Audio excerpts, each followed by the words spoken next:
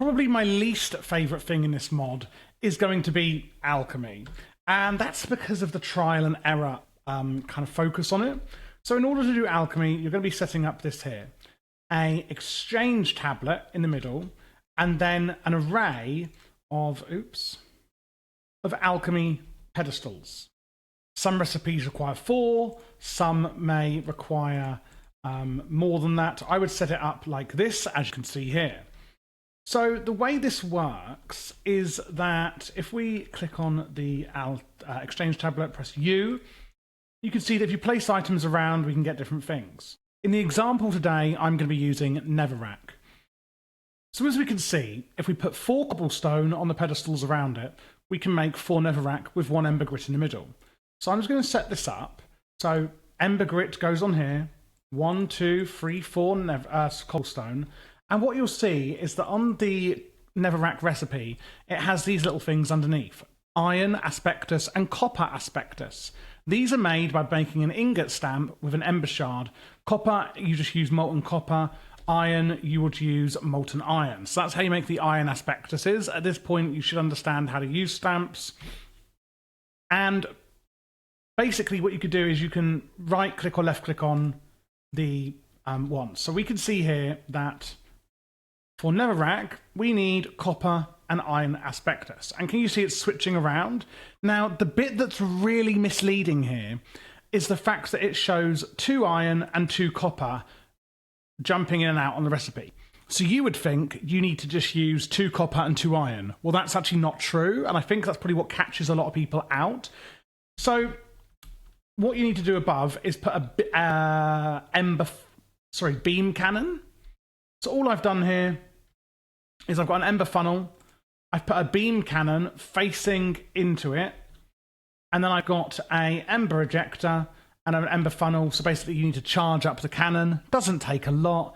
Let's see an ember dial. How much ember you need to put in here?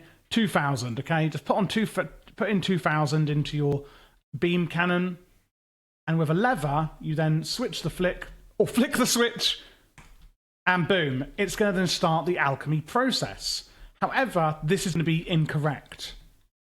Takes about 10 seconds or so to go, 5-10 seconds, something like that. And basically when it's done, what you're then going to get is alchemical waste, because I've done it wrong. So how do we know what we've done wrong? Well, if I right-click the alchemical waste, can you see in the chat it says, you notice 3 glowing spots in the waste, meaning I've done 3 out of 4 correctly. What you can do is put it into a code-breaking slate. Now, unfortunately, a code-breaking slate does require alchemy to make, meaning you are going to have to do trial and error with these archaic bricks and a caminite plate with an ember grit until you get it correct. Now, fortunately, there's only 3 pieces that could go wrong or right, so it's going to be quite easy to work out which is which. But I'm showing you it in the code-breaking slate to explain it better. If I put my alchemical waste in to here, can you see it's showing 3 are correct and 1 is wrong? And I've got copper, iron, copper, iron. So basically it's saying one of these 4 is wrong. Now, I happen to know that it's the one on the left here. This iron one should be copper. How would you know that? Well, you just wouldn't. It's literally trial and error. If I take out this copper one and I make it iron, that is now correct. So when I put in my ember grit and flick the lever again, oops, what you can see is nothing's happening. That is because the recipe is completely wrong. I haven't put on my cobblestone on those 2. Flick it again, it's now going. And this time we're going to get our Netherrack because I've done it correctly. Now, like I mentioned earlier, it shows on the recipe 2 iron and 2 copper, but in actual fact, it's 1, 2, 3 iron and 1 copper. So don't let just enough items fool you with that. And there you go, we've got our Netherrack. If I then... And what I can do, if I take out that one, and I replace them with copper and copper, I now know that 2 of them are incorrect and 2 are correct. So what I'm going to do is go 1, 2, 3, 4. This is just showing you trial and error. So I know, yeah, like I said, that 2 of them are now incorrect.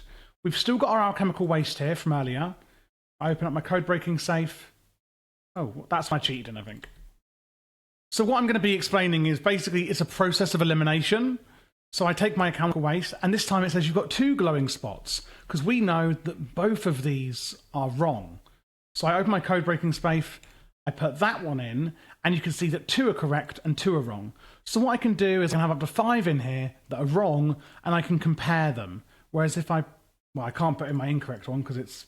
Oh, I've deleted it. I've deleted my never we can now compare these and go, okay, in this one, 3 of them were right. We know that it's this one on the... I've actually forgotten which is right and which is wrong now. But we know, like, I think it was this one on the right. It's one of the copper that is wrong.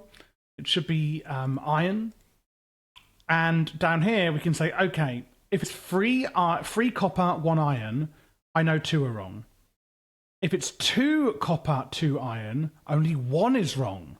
Thereby, I can say, if 3 copper, there's 2 wrong, but only 2 copper, 1 is wrong, then I know that 1 copper must have to become an iron. And therefore, if 1 is wrong, but adding 1 copper didn't help, then I must, at the 2 copper point, have to take away another copper. And that's how you know it. So that's how you can do it, process of elimination.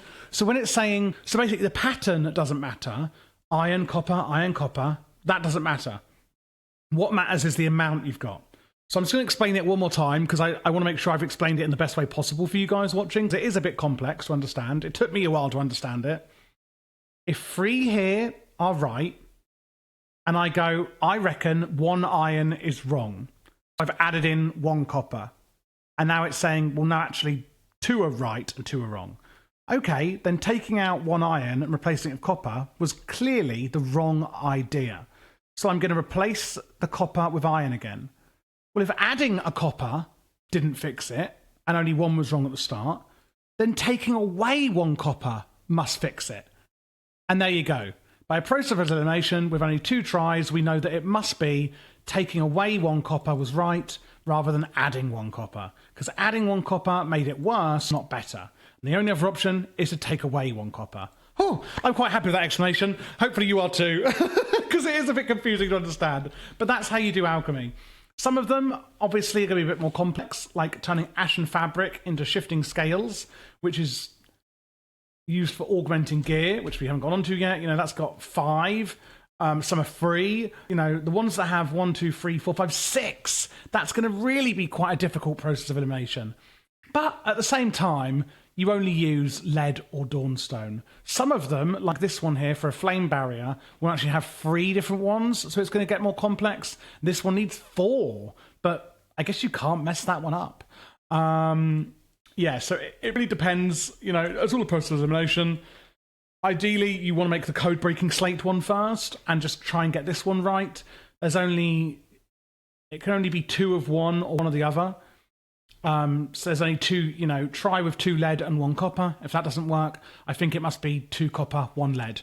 Unless it's all 3 copper or all 3 lead. But trying this one manually shouldn't be too difficult. But there you go. That's how you do alchemy in Embers Rekindled. Not my favourite thing. It's interesting. I don't like it. It's a bit tedious for me, but there we go.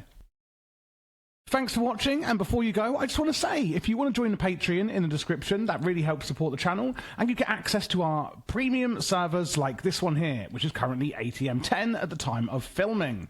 Of course, if you're watching a year after posting, it could be ATM 11, 12, or even maybe 13.